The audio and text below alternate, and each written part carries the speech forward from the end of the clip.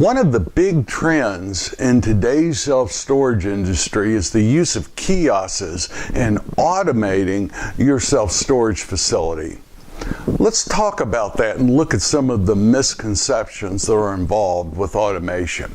My name's Mark Helm, and I'm the author of Creating Wealth Through Self-Storage, and I'm the creator of the Quick Start Academy.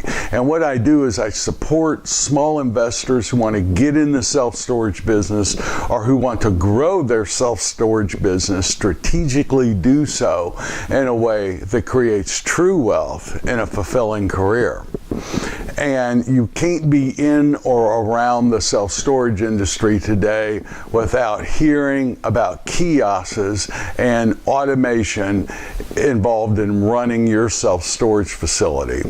Well, let's take a deep dive into it and really look at what is truly involved if you're going to automate a storage facility. So there are a number of self-storage companies that have no on-site manager that rent and use automation with kiosks and online websites. In the old days, it was primarily the smaller facilities that did this. But in today's market, even some of the large 50,000, 80,000 square foot facilities are fully automated. There's really a lot more to it than just putting a kiosk in. You know, our company uses kiosks, but we are not a fully automated company, and we don't purport to be a fully automated company. That's a function of our business strategy. Our strategy involves a lot of customer service, and we just feel that the managers provide the service that we're looking for in our company to grow and fulfill on the business strategy that we have created. It's not that our business strategy is necessarily better or worse than anyone else's. It's just critical you know what your business strategy is and where automation may fit in within that strategy and the culture you're creating in your company. We have been able to reduce some of our payroll costs with the use of kiosks, but it's important to know what your USPs are, your company's unique selling propositions, and then design an automation strategy around what your USPs are. So if you're considering becoming more automated, you don't just buy a kiosk, put it up, and now you're complete. Let's look at what's really involved in becoming automated and using a kiosk. First of all, let's look at marketing. Without on-site salespeople, your web presence is absolutely critical. It is a must. You've got to have enhanced SEO. You are going to spend more on AdWords and online marketing, and you're going to spend more using aggregators like Sparefoot, companies that will refer business to you. That's just a must. If you're considering automating, you're going to have to increase your spending here. And what's also critical is you've got to be able to have the ability to do a full transaction online on your website. In other words, somebody's got to be able to rent a unit on your website, get a code on your website, pay a bill on your website and get their unit unlocked. We'll talk about that in a minute. But the complete series of transactions that are involved in a self-storage transaction have to be able to occur automatedly, website and on the kiosk. Here's an interesting statistic. At the Inside Self-Storage Convention, one of the sessions I went to, a fully automated self-storage company said that 70% of their new leases start with a customer contacting a call center. You wouldn't have thought that if it's a fully automated self-storage facility. A call center is an absolute must. It's either got to be you, your company, running a call center out of a central office, or you've got to vendor that out. But if you're automated, you've got to have a call center, or else you're going to miss a significant portion of your business. Yes, many of those transactions are completed on the web and are completed in a kiosk, but the vast majority of this company's new leases began with a phone call to a call center.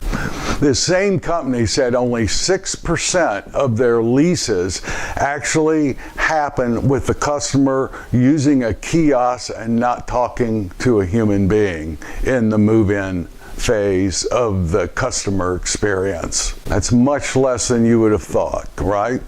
And now let's look at the operations side.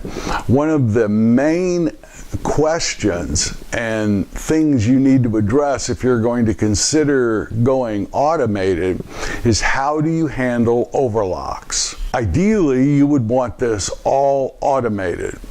When a customer pays a bill at a kiosk, at the facility, or online, or sitting in their car outside the gate so that their code can work, you've got to have the ability, if you don't have a manager on site to physically walk out there and take that lock off, you've got to have the ability to, through technology, to allow customer access to his unit. So there's 2 or 3 primary ways that people are doing it today.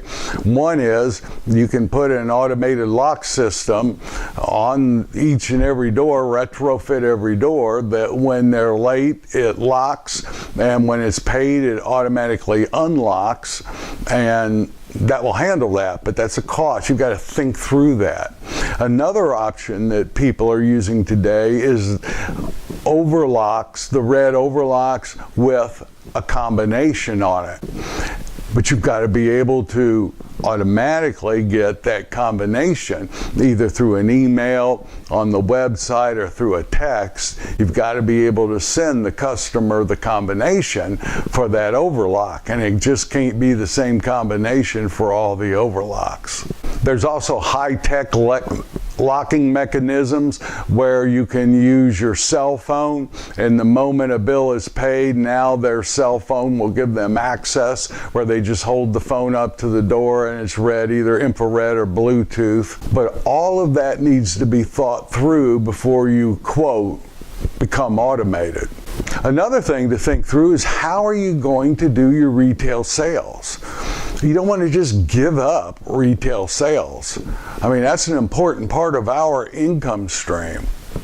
What many of these, quote, automated companies do is they have a display of the retail items, either in the location where the kiosk is, or a unit right next to it that's open, and they have displays of the retail items.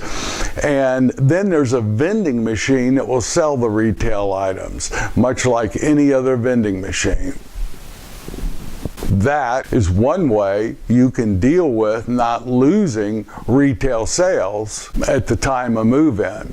It doesn't seem quite as efficient to me as a manager selling who's been trained, but you don't want to lose that income. Another thing to think through are auctions. Fortunately today with the online auctions, it's very easy, but you will be doing all online auctions if you are a, quote, fully automated storage facility. Most fully automated self-storage facilities don't have bathrooms, they don't have dumpsters. And when we say fully automated, yes, you are going to be able to reduce your labor costs.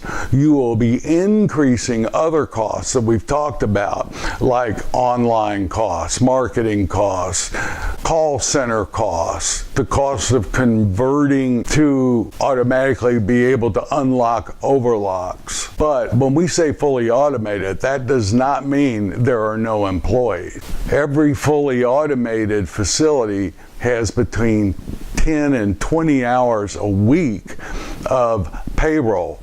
Somebody's got to be there 2 to 3 times a week to do the lock inspection reports, clean the units up that have been moved out, clean the facility up, reload the kiosks. It doesn't have to be a facility manager, but there will be some payroll costs on a, quote, fully automated storage facility. So all of these are factors to take into account if you're considering going more automated. My recommendation is don't just go automated to reduce operating costs because your operating costs are too high.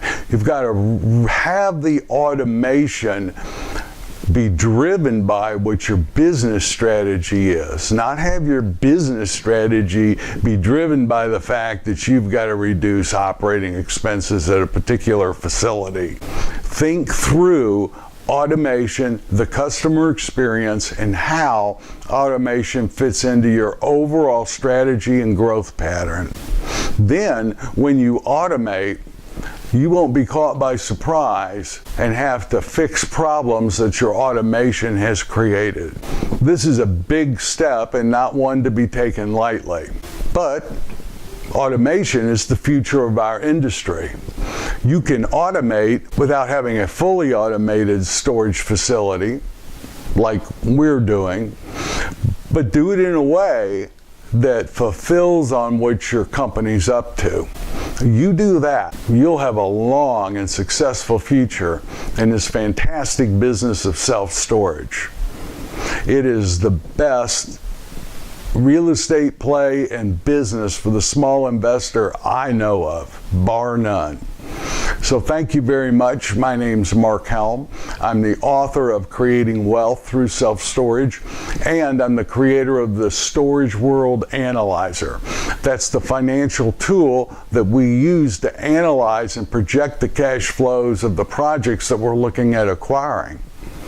Very often I've run them a number of ways, where I will run fully automated and plug in those costs in the analyzer. Then I'll run another analysis where we have employees, and I'll run that in the analyzer to see what the difference is. We'll have more upfront cost and conversion cost on one than the other, but my operating costs can be reduced by going more automated. We look at both of them and we make a strategic business decision based on what the analyzer tells us and the size of this project, our footprint in that particular marketplace, and our overall business strategy. So if you're not using the Storage World Analyzer, I invite you to explore it.